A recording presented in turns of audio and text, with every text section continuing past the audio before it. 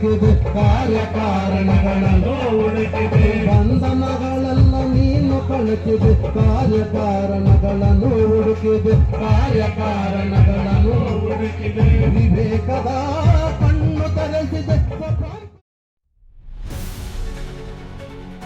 ಬೆಂಗಳೂರು ಗ್ರಾಮಾಂತರ ದೇವನಹಳ್ಳಿ ತಾಲೂಕಿನ ಹರಳೂರು ನಾಗೇನಹಳ್ಳಿ ಗ್ರಾಮದಲ್ಲಿ ಜಾಂಬವ ಯುವ ಸೇನೆ ಸಂಸ್ಥಾಪಕರಾದ ರಮೇಶ್ ಚಕ್ರವರ್ತಿ ನೇತೃತ್ವದಲ್ಲಿ ಅಂಬೇಡ್ಕರ್ ನಾಮಫಲಕ ಉದ್ಘಾಟನೆ ಮಾಡುವ ಮುಖಾಂತರ ನೂತನ ಗ್ರಾಮ ಶಾಖೆಯನ್ನು ತುಂಬಾ ಅದ್ದೂರಿಯಿಂದ ಏರ್ಪಡಿಸಲಾಗಿತ್ತು. ಈ ಒಂದು ಕಾರ್ಯಕ್ರಮದಲ್ಲಿ ವೇದಿಕೆಯನ್ನು ಹಂಚಿಕೊಂಡು ಅಂಬೇಡ್ಕರ್ ವಿಚಾರಗಳನ್ನು ಮೈಗೂಡಿಸಿಕೊಳ್ಳಬೇಕು ಹಾಗೂ ವಿದ್ಯಾಭ್ಯಾಸಕ್ಕೆ ಹೆಚ್ಚು ಒತ್ತು ಕೊಟ್ಟು ಪ್ರಜ್ಞಾವಂತರಾಗಬೇಕು ಎಂದು ರಮೇಶ್ ಚಕ್ರವರ್ತಿ ಅವರು ಹೇಳಿದರು. ಹಾಗೂ ಕಾರ್ಯಕ್ರಮಕ್ಕೆ ಉತ್ತೇಜನ ಕೊಟ್ಟು ಕಾರ್ಯಕ್ರಮದ ಯಶಸ್ಸಿಗೆ ಕಾರಣರಾದ ಓಬಳೇಶ್, ವಿನಯ್ ಕುಮಾರ್ ಹಾಗೂ ನರೇಶ್ ರವರ ತಂಡಕ್ಕೆ ಧನ್ಯವಾದಗಳನ್ನು ತಿಳಿಸಿದರು. ಕಾರ್ಯಕ್ರಮಕ್ಕೆ ಆಗಮಿಸಿರುವಂತಹ ಮಹಿಳೆಯರಿಗೆ ಸೀರೆಗಳನ್ನು ನೀಡಲಾಯಿತು ಹಾಗೂ ಕಾರ್ಯಕ್ರಮಕ್ಕೆ ಬಂದಂತಹ ಗಣ್ಯರಿಗೆ ಸನ್ಮಾನ ಕಾರ್ಯಕ್ರಮಗಳನ್ನು ಹಮ್ಮಿಕೊಳ್ಳಲಾಗಿತ್ತು ಮತ್ತು ಅಲ್ಲಿ ನೆರೆದಿರುವ ಸುತ್ತಮುತ್ತಲಿನ ಗ್ರಾಮಸ್ಥರಿಗೆ ಹೋಳಿಗೆ ಊಟವನ್ನು ಕಲ್ಪಿಸಿಕೊಡಲಾಗಿತ್ತು. ಈ ಒಂದು ಸಂದರ್ಭದಲ್ಲಿ ನಾಗನರಸಿಂಹ, ದಲಿತ ಸಂಘರ್ಷ ಸಮಿತಿ ತಾಲೂಕು ಅಧ್ಯಕ್ಷ ಚಲಪತಿ, ಲಕ್ಕೇನಹಳ್ಳಿ ವೆಂಕಟೇಶ್, ಶಶಿಕಲಾ ನರಸಿಂಹರಾಜು, ಶಿಡ್ಲಘಟ್ಟ ನಾರಾಯಣಸ್ವಾಮಿ, ರವಿಕುಮಾರ್, ದೇವನಹಳ್ಳಿ ಸಾಗರ್, ಆಂಜಿ, ಮಾಸ್ಟರ್ ಸತ್ಯನಾರಾಯಣಪ್ಪ, ವೆಂಕಟರಮಣಪ್ಪ, ವೆಂಕಟರಾಮಪ್ಪ, ಕಾಚಳ್ಳಿ ಮುನಿಯಪ್ಪ, ಜಾಂಬವ ಜಿಲ್ಲಾ ಉಪಾಧ್ಯಕ್ಷ ದ್ಯಾವಪ್ಪ, ತಾಲೂಕು ಅಧ್ಯಕ್ಷ ಸಂದೀಪ್, ಗಂಗಾಧರ್, ದೇವರಾಜ್, ಜಿಲ್ಲಾ ಅಧ್ಯಕ್ಷ ಶ್ರೀನಿವಾಸ್, ಜಾಂಬವ ಯುವ ಸೇನೆ ನಗರ ಘಟಕ ಅಧ್ಯಕ್ಷ ನರೇಂದ್ರ, ವಿಜಯಪುರ ನಗರ ಘಟಕ ಅಧ್ಯಕ್ಷರಾದ ಮುನಿರಾಜು, ವೆಂಕಟರಮಣಪ್ಪ ಇನ್ನೂ ಮುಂತಾದವರು ಭಾಗಿಯಾಗಿದ್ದರು. ಕುಣಿತಕ್ಕೆ ಒಳಗಾಗಿ ಏನು ನಾವೇನಾದ್ರೂ ಓದಿದ್ರೆ ನಮ್ಮ ನಾಲಿಗೆಯನ್ನ ಕಟ್ ಮಾಡ್ತಾ ಇದ್ರು. ಆ ಒಂದು ಓದನ್ನು ನಾವು ಕೇಳಿದ್ರೆ ನಮ್ಮ ಕಿವಿಯಲ್ಲಿ ಕಬ್ಬಿಣದ ಸೀಸವನ್ನ ಬೆಂಕಿಯಲ್ಲಿ ಹಾಕಿ ಅದನ್ನ ನಮ್ಮ ಕಿವಿಯಲ್ಲಿ ಹಾಕ್ತಾ ಇದ್ರು. ಅಂತ ಒಂದು ಮನುಸಂಸ್ಕೃತಿ ಇತ್ತು. ಆ ಸಂದರ್ಭದಲ್ಲಿ ನಮ್ಮ ಅದೃಷ್ಟವಶತ ಏಪ್ರಿಲ್ 14, 1991 ಈ ದೇಶಕ್ಕೆ ಒಂದು ಸೂರ್ಯ ಹುಟ್ಟುತ್ತಾರೆ. ಆ ಸೂರ್ಯ ಯಾರು ಎಲ್ರಿಗೂ ಗೊತ್ತಿದ್ದ ವಿಚಾರನೆ. ಆ ಸೂರ್ಯ ಯಾರಪ್ಪ ಅಂತಂದ್ರೆ ಡಾಕ್ಟರ್ ಬಾಬಾ ಸಾಹೇಬ್ ಅಂಬೇಡ್ಕರ್ ಅವರು. ಅಂಬೇಡ್ಕರ್ ಏನಾದ್ರು ಈ ದೇಶದಲ್ಲಿ ಹುಟ್ಟಿಲ್ಲ ಅಂತಂದ್ರೆ ನಾವು ಈ ರೀತಿ ಕಾರ್ಯಕ್ರಮ ಮಾಡಕ್ಕಾಗ್ತಿಲ್ಲ, ಶೂಟು ಬೂಟ್ ಹಾಕೊಂಡು ವೇದಿಕೆ ಮೇಲೆ ಕುತ್ಕೊಳಕ್ಕಾಗ್ತಿಲ್ಲ. ಯಾವುದೇ ಒಂದು ವಿಧವಾದ ಅಧಿಕಾರ ಡಾಕ್ಟರ್ ಬಾಬಾ ಸಾಹೇಬ್ ಅವರ ಹಬ್ಬ ಆಗಿದೆ. ಯಾಕಂದ್ರೆ ಏನು 35 ವರ್ಷದಿಂದ ಒಳ ಮೀಸಲಾತಿ ಕೊದ್ದು ನಾವು ಎಲ್ಲ ಎಷ್ಟು ಹೋರಾಟಗಳು, ಅನೇಕ ಹಿರಿಯರು ಹೋರಾಟಗಳು ಮಾಡಿದ್ದಾರೆ. ಬೆಳಕಿನಲ್ಲಿ ಬರಲಿಲ್ಲ ಯಾರು.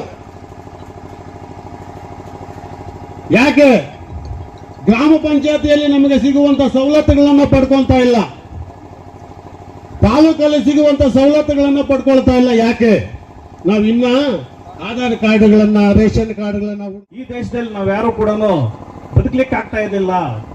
ಅಂಬೇಡ್ಕರ್ ಒಬ್ಬ ಮಹಾನ್ ಚೇತನ ಈ ದೇಶದಲ್ಲಿ ಹುಟ್ಟಿದ ಕಾರಣದಿಂದಲೇ ಇವತ್ತು ನಾವು ಎಲ್ಲರೂ ಕೂಡ ಏನು ಸಮಾನತೆಯಿಂದ ಬದುಕ್ತಾ ಇದೀವಿ, ಮತ್ತೆ ಸ್ವಾತಂತ್ರ್ಯತೆಯಿಂದ ಬದುಕ್ತಾ ಇದೀವಿ. ಅಂಬೇಡ್ಕರ್ ಅವರು ಕೊಟ್ಟಿರೋ ಒಂದು ಸಂವಿಧಾನದ ಅಡಿಯಲ್ಲಿ ನಮಗೆ ಆದಂತ ಒಂದು ಮೂಲಭೂತ ಹಕ್ಕುಗಳನ್ನು ಕೊಟ್ಟಿದ್ದಾರೆ, ಮೂಲಭೂತ ಕರ್ತವ್ಯಗಳನ್ನು ಕೊಟ್ಟಿದ್ದಾರೆ. ಏನಪ್ಪ ಮೂಲಭೂತ ಹಕ್ಕುಗಳಂದ್ರೆ, ನಾವು ಸಮಾನತೆಯಿಂದ ಎಲ್ಲರೊಂದಿಗೂ ಎಲ್ಲಿ ಬೇಕಾದರೂ, ಈ ದೇಶದಲ್ಲಿ ಎಲ್ಲಿ ಬೇಕಾದರೂ ನಾವು ಜೀವಿಸುವಂತ ಹಕ್ಕು, ಸಮಾನತೆಯಾಗಿ ಬದುಕುವಂತ ಹಕ್ಕು ಬಾಬಾ ಸಾಹೇಬ್ ಕೊಟ್ಟಿದ್ದಾರೆ. ಆ ಹೋರಾಟದ ಮುಖಾಂತರ ನಾವು ನಮ್ಮ ಹಕ್ಕುಗಳನ್ನು ಪಡೆದುಕೊಳ್ಬೇಕಾಗಿದೆ. ಬಾಬಾ ಸಾಹೇಬ್ ಅಂಬೇಡ್ಕರ್ ಅವರು ನಮಗೊಂದು ಸಂವಿಧಾನವನ್ನು ಬರೆದಿದ್ದಾರೆ. ಆದರೆ ಆ ಸಂವಿಧಾನ ವ್ಯತಿರಿಕ್ತವಾಗಿ ನಮಗೆ ದೊರಕ್ತಾ ಇಲ್ಲ. ಕಾರಣ ನಮ್ಮಲ್ಲಿ ಆಳ್ತಕ್ಕಂಥ ಜನ ನಮ್ಮನ್ನು ಆಳೋ ರೀತಿ ಆಳೋದಕ್ಕೆ ಬಿಡ್ತಾ ಇಲ್ಲ, ನಮ್ಮನ್ನು ಗುಲಾಮರ ರೀತಿ ಬಳಸ್ಕೊಳ್ತಾ ಇದೆ. ಅದಕ್ಕೆ ನಾವು ಆಳೋ ಜನ ಆಗ್ಬೇಕಂತ ಹೇಳಿ ಅಂಬೇಡ್ಕರ್ ಅವರು ಸಂವಿಧಾನವನ್ನು ಬರೆದಿದ್ದಾರೆ. ನಾವು ಇನ್ನೂ ಓಟ್ ಹಾಕಿ ಅವ್ರನ್ನ ಗೆಲ್ಲಿಸ್ಕೊಂಡು ಅವ್ರನ್ನ ಸೇವೆ ಮಾಡ್ತಕ್ಕಂಥ ಇದರಲ್ಲಿ ನಾವಿದ್ದೀವಿ. ನಮ್ಮ ಮಕ್ಕಳನ್ನ ಓದ್ತಕ್ಕಂಥ ಒಂದು ಛಲನ ಈ ಗ್ರಾಮದ ಎಲ್ಲ ಹೆಣ್ಮಕ್ಳು ಎಲ್ಲರೂ ಸೇರಿಕೊಂಡು ಮಕ್ಕಳನ್ನ ಒಳ್ಳೆ ವಿದ್ಯಾಭ್ಯಾಸ ಕೊಡ್ತಕ್ಕಂಥ ಬೇಕಾಗಿತ್ತು. ಮತ್ತೆ ಡಿಗ್ರಿಗಳು ಮಾಡ್ಕೋಬೇಕಾಗಿತ್ತು. ಅವರ ಓಟಿನ ಹಕ್ಕು ಸಿಗ್ಬೇಕಾದ್ರೆ ಇಷ್ಟೆಲ್ಲ ಇರಬೇಕಾಗಿತ್ತು ಅಂತ ಹೇಳಿ 1952 ಅಲ್ಲೇ ಆ ಒಂದು ವಿಚಾರ. ಇವತ್ತಿನ ವಿಚಾರ 2025ನೇ ವಿಚಾರ, 2025 ಆಗಸ್ಟ್ 19ರ ವಿಚಾರ, ಇನ್ನು ಬರುವಂತಹ ವಿಚಾರಗಳು ಯಾವ ರೀತಿ ಇರ್ಬೇಕಪ್ಪ ಅಂತಂದ್ರೆ, ನನ್ನ ಸಮುದಾಯ, ನನ್ನ ಮಾದಿಗ ಜಾತಿ, ನನ್ನ ಜನಾಂಗದವರು ಇವತ್ತು ದಿನದಲ್ಲಿ 35 ವರ್ಷಗಳ ಹೋರಾಟದ ಪ್ರತಿಫಲ ಎಷ್ಟೋ ನಾಯಕರುಗಳು, ಎಷ್ಟೋ ಸಂಘಟನೆ ಪದಾಧಿಕಾರಿಗಳು, ಎಷ್ಟೋ ಸದಸ್ಯರುಗಳು ಆವತ್ತು ದಿನದಲ್ಲಿ ಹೋರಾಟ ಮಾಡ್ಕೊಂಡು ಬರ್ಬೇಕಾದ್ರೆ ಒಳ ಮೀಸಲಾತಿ ವಿಚಾರ ಎಷ್ಟು ಮಹನೀಯರು. ಚಿಂತಾಮಣಿ ಶಿವಣ್ಣನವರಿಂದ ಹಿಡಿದು ಎಷ್ಟು ಮಹನೀಯರು, ಮಾರಪ್ಪನಿಂದ ಹಿಡಿದು KH ಮುನಿಯಪ್ಪನವರಿಂದ ಹಿಡಿದು, ಎಚ್ ಆಂಜನೇಯ ಸಾಹೇಬರಿಂದ ಹಿಡಿದು, ಎ ನಾರಾಯಣ ಸ್ವಾಮಿ ಸಾಹೇಬರಿಂದ ಹಿಡಿದು ಎಷ್ಟು ಮಹನೀಯರು. ತಿಮ್ಮಾಪುರವರಾಗಿರ್ಬೋದು, ಗೋವಿಂದ ಕಾರಜೋಳ ಅವರಾಗಿರ್ಬೋದು, ರಮೇಶ್ ಜಿಗಜಿಗಣಿ ಸಾಹೇಬರಾಗಿರ್ಬೋದು, ಹಲವಾರು ನನ್ನ ಜಾತಿಗೋಸ್ಕರ ರಾಜಕೀಯದಲ್ಲಿ ಇದ್ರೂ ಕೂಡ ಸಮುದಾಯಕ್ಕೋಸ್ಕರ ಬಿಜೆಪಿಯಲ್ಲಿ ಬಂದಾಗ ಬಿಜೆಪಿ ನಾಯಕರು ಧ್ವನಿ ಎತ್ತೋದು, ಕಾಂಗ್ರೆಸ್ ಬಂದಾಗ ಕಾಂಗ್ರೆಸ್ ನಾಯಕರು ಧ್ವನಿ ಎತ್ತೋದು, ಅದನ್ನು ಹೊರತುಪಡಿಸಿ ನನ್ನ ಸಮುದಾಯದವರು, ಸಂಘಟನೆ ಪದಾಧಿಕಾರಿಗಳು ಎಷ್ಟೋ ಮಹನೀಯರು ಒಳ ಮೀಸಲಾತಿ ವಿಚಾರವಾಗಿ ಧ್ವನಿ ಎತ್ತದಂತವ್ರು. ಇವತ್ತು ದಿನದಲ್ಲಿ ಅದರ ಪ್ರತಿಫಲ ನಮಗೆ 7% ಬೇಕು ಅಂತಂತೇಳಿ ಹೋರಾಟ ಮಾಡಬೇಕಾದ್ರೆ ಬಲಗೈ ಸಮುದಾಯದವರಿಗೆ 6%, ಮಾದಿಗ ಸಮುದಾಯದವರು, ಎಡಗೈ ಸಮುದಾಯದವರಿಗೆ 6% ಅಂತೇಳಿ ಕೊಟ್ಟಿದ್ದಾರೆ. ಒಂದು ಕಡೆ ಸಮಾಧಾನಕವಾದಂತಹ ವಿಚಾರವಾದ ಆದರೂ ಕೂಡ ಅಲೆಮಾರಿ ಒಕ್ಕಲಿಗ ಏನು ನಮ್ಮ ಅಲೆಮಾರಿ ಸಮುದಾಯದವರು ಇದ್ದಾರೆ, ಅವರಿಗೆ ನಿಜವಾಗ್ಲೂ ಕೂಡ ಅನ್ಯಾಯ ಆಗಿದೆ. ಅವರ ಪರವಾಗಿ ಕೂಡ ನಾವು ಧ್ವನಿ ತೆಗಿಬೇಕಾಗಿದೆ.